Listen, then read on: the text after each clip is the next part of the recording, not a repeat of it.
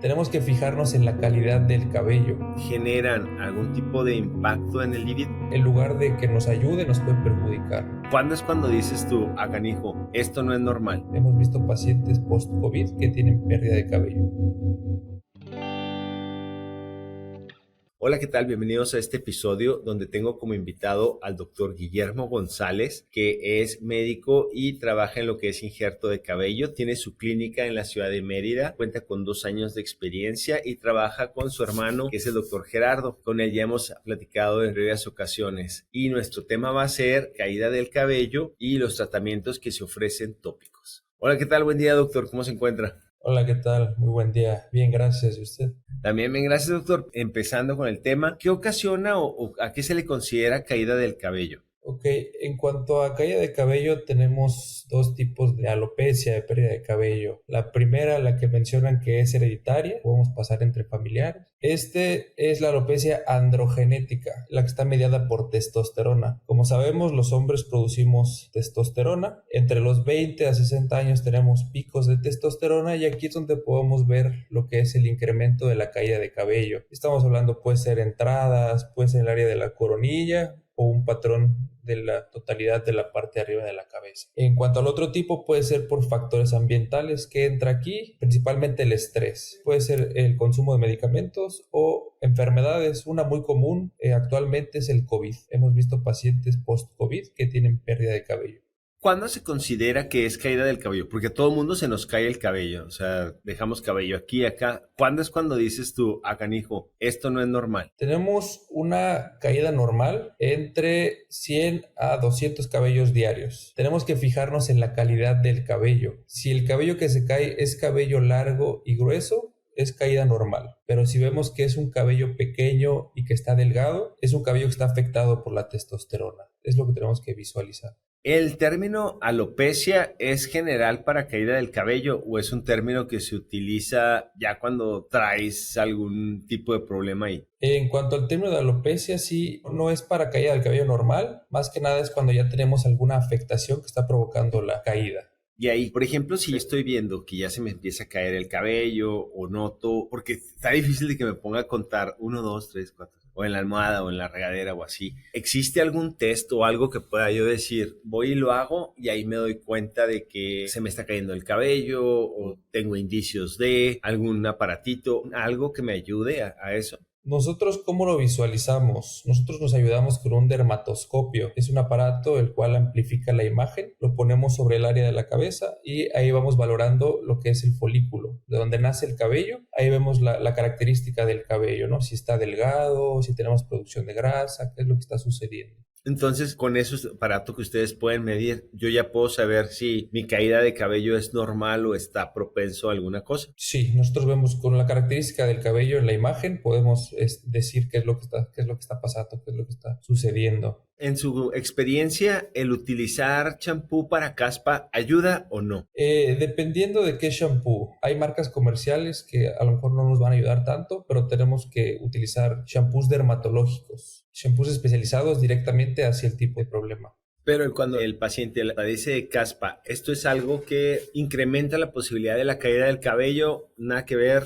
Como tal, cuando tenemos caspa es un hongo, ¿no? Sí tenemos que tratar, pero no aumenta la caída. ¿Qué puede aumentar la caída? Hiperproducción de grasa, de sebo en el cuero cabelludo. Bueno, entonces ya entrando al tema, que nos vamos a enfocar en tratamientos tópicos para la caída o prevenir o disminuir, reducir, revertir la caída del cabello. ¿Qué se consideran tratamientos tópicos? En cuanto a tratamientos tópicos, son aquellos que utilizamos localmente en la zona afectada. Tenemos presentaciones en spray, presentaciones en espuma y de forma intradérmica.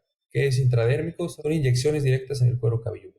¿Hay alguna opción que sea más buena que otra, que tenga mejor o que tengan ya ustedes experiencia y que es más recomendable o ven efectos más rápidos, más duraderos, más reales con alguna de estas 3 formas de aplicación? En cuanto a efectividad, es igual, tiene la misma efectividad. Lo único que cambia es la comodidad en cuanto del paciente. Si quiere estar aplicando diario o en cuanto es intradérmico, se aplica cada 2 meses. Más que nada es por la comodidad del paciente. ¿Y existe alguna contraindicación? Como actúa de forma local, no tenemos contraindicación alguna, a menos de que tengamos una enfermedad inflamatoria de la piel, que esté afectado la zona en donde vayamos a aplicar. Yo había escuchado, no sé si qué tan verídico sea la fuente, hay algunos medicamentos que tomas para minimizar la caída del cabello, pero que este tipo de medicamentos afectan que tienes problemas para tener erección o pierdes el líbido, se te baja el líbido y así. Porque pues afectan de alguna manera la testosterona, que es lo que está relacionado con el cabello. Entonces hay ciertos medicamentos que te ayudan con eso. Y hay algunos que sí te afectan, algunos que no. Pero cuando son tópicos, como lo que estamos hablando ahorita, ¿generan algún tipo de impacto en el líbido?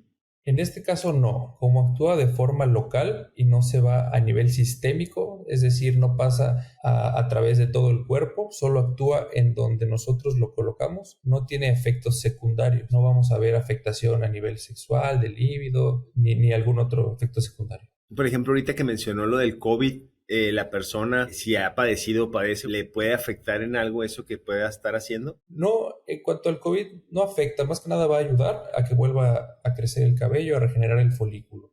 Si ya empiezo a hacer este tipo de procedimientos, ¿es para recuperar cabello o nada más para evitar que siga cayéndose? Es para las dos. Podemos recuperar el cabello que está adelgazado, el cabello que se hizo pequeño, lo podemos recuperar y que vuelva a su tamaño normal. Y también podemos evitar que siga cayendo el cabello. Estos tratamientos están enfocados en disminuir la pérdida de cabello, en engrosar lo que es el cabello y en inhibir lo que es la producción de grasa en el cuero cabelludo, que es lo que principalmente me afecta para tener la pérdida de cabello. Si dejo de usar el producto, ¿regreso a como estaba o es algo que ya me va a hacer el bien para siempre? Son tratamientos largos, hay que mencionarlo. Si dejamos de utilizarlo, sí revierte su efecto. Por lo tanto, sí es un tratamiento que debemos de llevar por un largo tiempo. Ahí la alimentación tiene algo que ver porque, por ejemplo, si el problema es la grasa, no sé si a lo mejor disminuyo mi ingesta de grasa o algo diferente, ¿puede ayudar a hacer el efecto más prolongado? Como tal, no tiene afectación la alimentación, tanto alimentos, bebidas, no tiene afectación en cuanto a la caída de cabello, ¿no? A lo mejor es un mito que se tiene, pero no vamos a tener afectación. Ok, ahí ya le empiezo a hacer yo el tratamiento y decido pintarme el cabello, teñirme el cabello, hacerme algún tratamiento en el cabello. ¿Esto va a impactar lo que estoy haciendo? En cuanto a teñirnos el cabello, plancharlo, hacer algún tratamiento en el cabello, no vamos a tener afectación. Igual es algo que se comenta, pero no se ve afectación a menos de que sea un tratamiento fuerte con algún químico. Sí podríamos tener afectación con caída de cabello. Y de todo ahorita, en línea ves en todas las redes sociales de que tratamientos de esto y que te agarres y te pongas, que revivas un rinoceronte y que muelas el hueso y te lo pongas y que te ayuda, y etcétera, etcétera. ¿Cómo puedo saber o cuál es la mejor herramienta para poder determinar de todas las opciones que hay, decir, esta es la que pudiera funcionarme? Tenemos que acudir a una consulta en la cual lo primero que hacemos es valorar los antecedentes, ver tenemos algún antecedente, algún familiar con alopecia, hacemos el diagnóstico con el dermatoscopio, que es la cámara con la cual vemos el folículo, y de ahí podemos dar el tratamiento de acuerdo a lo que esté sucediendo, ¿no? Sí tenemos que hacer un diagnóstico previo para dar un tratamiento, porque no todo va a funcionar, porque por ejemplo podemos tener pérdida de cabello, a lo mejor por ejemplo alopecia areata, que es un tipo de hongo, y yo le doy un tratamiento y no sirve, ¿no? Tenemos que hacer un diagnóstico previo para dar el tratamiento específico a cada paciente, ¿no? Cada paciente es diferente, no a todos les va a funcionar lo mismo. Entonces, tratar de no hacerle caso a lo que ves en internet. Sí, hay que tratar de no hacer caso, ¿no? Tenemos que acudir a una consulta para un tratamiento específico. Entonces, se me hace buena idea. Y si tienes alguna duda de algo que viste en internet, pues puedes hacer la consulta y llevar o decir para ver si usted tiene algún fundamento científico o a lo mejor el ingrediente ese puede ser alguno de los ingredientes activos que está manejando, ¿no? Sí, es correcto. Pues muchas gracias, doctor, por habernos aclarado y ampliado las preguntas relacionadas con este tema. No sé si hay algo que se me pasó preguntarle o algo que le gustaría agregar. Bueno, es importante, como lo mencionaba, acudir a una revisión previa. Si tenemos dudas, si vimos algo en internet y tenemos alguna duda, igual nos pueden preguntar. Acercarse a nosotros, preguntarnos, resolvemos sus dudas, hacemos su valoración y damos un tratamiento específico, porque a lo mejor en lugar de que nos ayude, nos puede perjudicar. Pues excelente. Muchas gracias, doctor, y pues estamos en contacto. Muchas gracias a usted. Hasta luego. Excelente, hasta luego. Gracias por escuchar. Después de mi plática con el doctor Guillermo, puedo concluir que aunque la genética juega un rol importante en la caída del cabello, existen tratamientos tópicos que te pueden ayudar a frenarla y en algunos casos recuperar tu cabello. Siempre es importante no hacer caso a las tendencias y modas que puedas ver en internet. Lo mejor es acudir con un doctor especialista en caída de cabello para que te dé una asesoría. Si andas buscando alguno, te dejo el link a nuestra página web. ¿Quieres saber más sobre el tema? Escucha nuestro próximo episodio sobre injerto capilar. Gracias por escuchar. Recuerda dar like, comentar y compartir. Esto nos ayuda a seguir generando contenido. Hasta la próxima. Antes de escoger a tu doctor, investiga sus años de experiencia, así como el número de procedimientos que ha realizado y si es miembro de las instituciones que regulan y certifican que cuenta con los estudios y conocimientos necesarios para realizar los procedimientos y cirugías que ofrece. En la descripción encontrarás un enlace con más información sobre el tema hablado, así como los especialistas dentro de la República Mexicana que cumplen con los requerimientos para hacerlo. La información mencionada aquí representa un punto de vista y no debe ser tomada como una valoración médica. Y recuerda, invertir en salud para no gastar en enfermedad es una excelente filosofía. Gracias por escuchar y no olvides suscribirte a nuestros canales.